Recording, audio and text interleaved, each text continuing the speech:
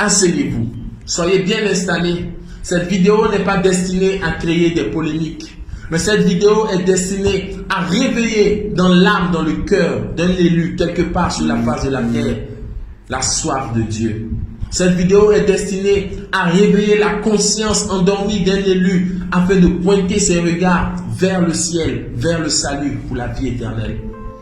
Il y a quelques mois de cela, j'étais en mission en République démocratique du Congo et j'ai été invité à plusieurs chaînes de télé.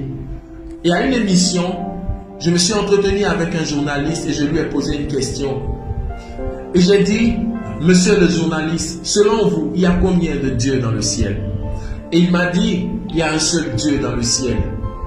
Et certainement, si je vous pose la question, vous répondrez pareil. Alors j'ai dit, s'il y a un seul Dieu dans le ciel, alors selon vous encore, combien y a-t-il de vérité sur la terre? Il m'a dit, s'il y a un seul Dieu dans le ciel, évidemment, il y a une seule vérité sur la terre. Certainement, c'est la même réponse que vous êtes en train de donner là où vous êtes assis. Et le Seigneur Jésus-Christ lui-même ne vous contredira pas, car il dit dans Matthieu chapitre 16 à Pierre, tu es Pierre, sur ce roc je bâtirai, non pas mes assemblées, mais plutôt mon assemblée, c'est-à-dire mon église. Mais je vous pose la question de savoir, dans votre pays, dans votre ville, dans votre quartier, combien d'églises voyez-vous? Certainement, d'autres diront des dizaines, des centaines, voire des milliers d'églises. Or, le Seigneur a dit, je bâtirai mon église. Il y a un seul Dieu dans le ciel, il y a une seule vérité sur la terre. Il ne doit y avoir qu'une seule véritable église. Alors j'ai dit à ce journaliste, monsieur le journaliste, considérons un catholique avec sa doctrine catholique, un protestant avec sa doctrine protestante, un évangélique, un baptiste, un assemblée de Dieu, etc., un musulman. Je lui ai dit, monsieur le journaliste, si vous reconnaissez qu'il y a un seul Dieu dans le ciel et qu'il ne doit avoir qu'une seule vérité sur la terre, alors il est quasiment impossible que lorsque le catholique, le protestant, l'évangélique, le baptiste, le musulman, le bouddhiste mourront, il est impossible qu'ils se retrouvent tous ensemble au paradis, car ils ont des vérités différentes. La vérité catholique est différente de la vérité protestante. La vérité protestante est différente de la vérité évangélique. La vérité évangélique différente des vérités des autres dénominations. Au point où le baptême catholique n'est pas reconnu chez les protestants. Le baptême protestant n'est pas reconnu chez les évangéliques. Quelqu'un même qui finit de faire son école pastorale, assemblée de Dieu, même s'il a eu une mention très bien, il ne peut jamais aller être pasteur avec ce diplôme chez les méthodistes, car ce sont des doctrines différentes, des croyances différentes, des vérités différentes. À ce niveau, Satan vient dans vos pensées pour dire, oh, ce n'est pas une affaire de différence, c'est Jésus le dénominateur commun, c'est Jésus, rien que Jésus. Mais attendez, soyez patients. Qui est Jésus? Dans Jean chapitre 1, le verset 1, la Bible dit, au commencement était la parole était avec Dieu, et la parole était Dieu. Donc Jésus est la parole, car au verset 14, il est dit, et la parole a été faite chair. Et dans la parole, il y a l'enseignement. Dans la parole, il y a la doctrine. La parole a en elle l'enseignement, la doctrine, la croyance. Mais la croyance catholique est différente de la croyance protestante. Donc la parole Jésus catholique est différente de la parole Jésus protestante. Le baptême protestant est différent du baptême évangélique. L'école pastorale Assemblée de Dieu est différente de l'école pastorale baptiste. Vous avez des doctrines différentes, des enseignements différents. Alors vous avez des paroles différentes. C'est-à-dire que vous avez en réalité des Jésus-paroles différents. Où est donc la vérité? Ensemble, plongeons nos regards dans la parole pour voir comment Dieu a agi hier, afin de comprendre comment Dieu agit aujourd'hui. Car il est dit qu'il est le même hier, aujourd'hui, éternellement. Je vous pose la question, lorsque vous regardez dans la Bible, avez-vous déjà vu Église catholique? Avez-vous déjà vu Église protestante, évangélique, baptiste, assemblée de Dieu dans un verset de la Bible? Certainement, vous me direz non. Et je reviens encore vers vous. Avez-vous déjà vu Moïse dans la Bible? Ésaïe, Jérémie, Daniel, Sophonie, Habakkuk, Ézéchiel, Paul. Savez-vous que ce ne sont pas des noms d'église, ni des noms de religion? Ce sont des noms de prophètes. Ce sont des noms d'envoyés de Dieu. Et donc la Bible est le témoignage indiscutable que lorsque Dieu veut sauver les hommes, lorsque Dieu veut apporter sa vérité, sa parole sur la terre, ce n'est pas vers des religions qu'il faut aller, ce n'est pas des églises qu'il envoie, mais Dieu envoie un prophète en chaque génération. Au temps de Noé, il avait envoyé Noé avec les paroles du salut au temps de Noé. Au temps de Jérémie, il avait envoyé Jérémie. Au temps d'Ézéchiel, il avait envoyé Ézéchiel. Au temps de Daniel, il avait envoyé Daniel. Et s'il est le même hier, aujourd'hui, éternellement, il doit faire la même chose. Et pour notre temps, pour notre génération, il nous a envoyé le prophète Kakouphili. Là, lorsque je dis prophète Kakouphili, le diable revient encore dans vos pensées. Et le diable vous dit, on ne suit pas un homme, ce n'est pas un homme, on ne suit pas un homme. Rejetez cet homme, patientez et attendez. Car à quelque niveau que ce soit, vous tous vous suivez des hommes. Seulement le diable vous empêche de comprendre, car vous aussi, vous suivez des hommes. Les catholiques suivent un homme appelé le pape. Les protestants de Côte d'Ivoire suivent un homme appelé Benjamin Boni. Les baptistes de Côte d'Ivoire, Œuvre Mission, suivent un homme appelé John Robert. Vous suivez des hommes. Vos pasteurs sont des hommes.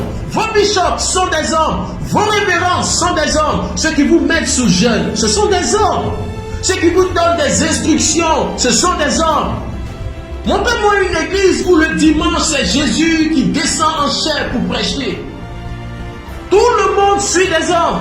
Le problème, c'est que vous ne pouvez pas présenter les hommes que vous suivez parce que vous reconnaissez que leur vie, leur identité et leur ministère ne sont pas conformes à la révélation que Jésus-Christ a donnée à l'identité des prophètes qu'il enverra. Et permettez-moi de vous dire encore que Moïse, Ésaïe, Jérémie, Daniel, Sophonie ne sont pas des noms d'oiseaux, mais ce sont des noms d'hommes. Et si dans le passé, Dieu a suscité un homme pour sauver, si dans le passé, il a suscité Noé, Jérémie, et dans Matthieu, chapitre 23, le verset 34 au verset 35, le Seigneur Jésus-Christ dit qu'il enverra encore des prophètes après lui. Ces prophètes sont des hommes. Ces prophètes sont des humains qui viendront parler de la part de Dieu. Il y a un seul Dieu dans le ciel. Il ne doit avoir qu'une seule vérité sur la terre. Mais l'unique vérité de Dieu de génération en génération n'a jamais été avec des églises, n'a jamais été avec des religions, n'a jamais été avec des dénominations, mais a toujours été avec un prophète messager vivant avec les paroles de la vie éternelle. Car l'esprit de prophétie est le témoignage de Jésus-Christ qui est la vérité.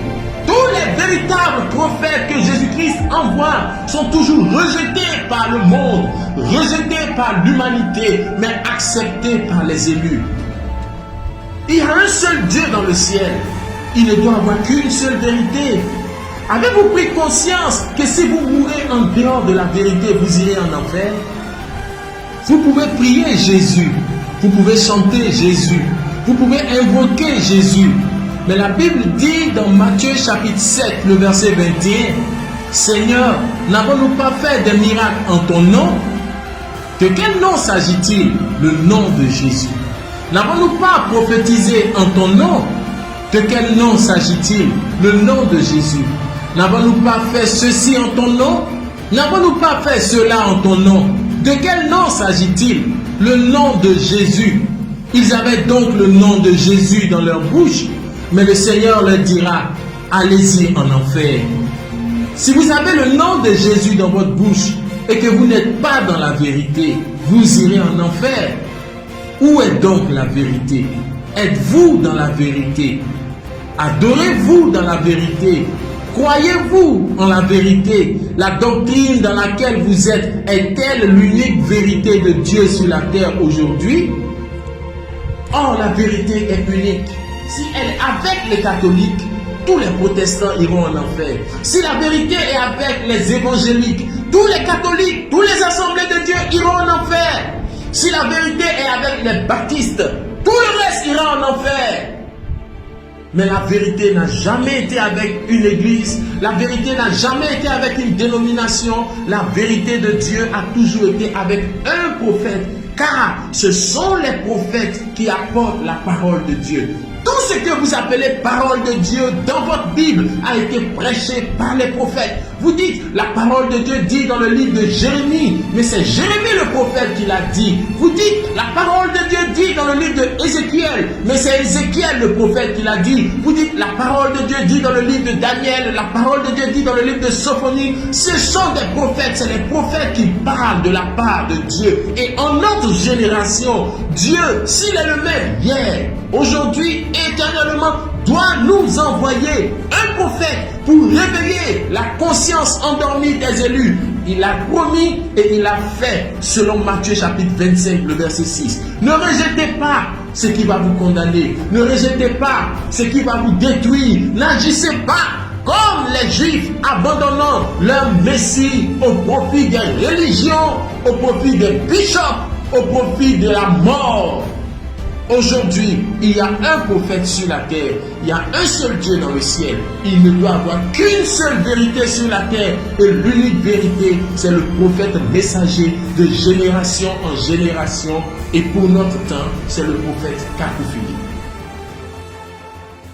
Moi, le prophète Kakou Philippe, je n'ai pas combattu pour l'expansion d'une religion, mais pour le rassemblement de toute l'humanité sous les ailes de Dieu, comme à la création. J'ai combattu pour un retour de toute la terre à Dieu au pas d'un seul prophète.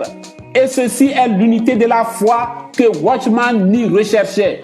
La volonté de Dieu, c'est l'humanité au pas d'un seul prophète messager vivant, tandis que la volonté de Satan, c'est l'humanité au pas des religions, livres saints et prophètes morts, malgré leur division. Point de désordre, un seul Dieu dans les cieux, un seul